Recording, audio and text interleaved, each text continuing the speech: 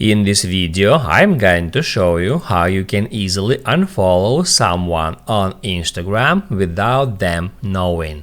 Be sure to watch the video to the very end so you don't make any mistakes, and of course do not forget to like this video and subscribe to my channel. So let's begin, and first off, open up Instagram app. Then let me open up someone's profile.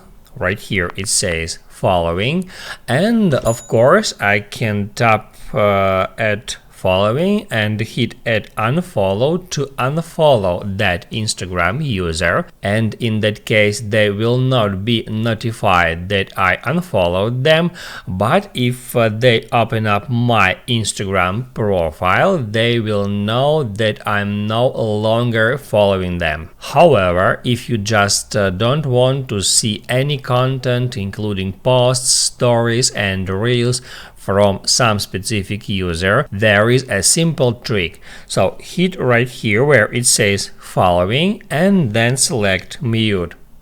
After that, just enable all that stuff, posts, stories and notes. And from now on you wouldn't be able to see any content from that particular user. Now you can write down in the comments below if you have any questions about that tutorial, and also I recommend you to check out my Instagram tutorials playlist, which you can easily find in the description.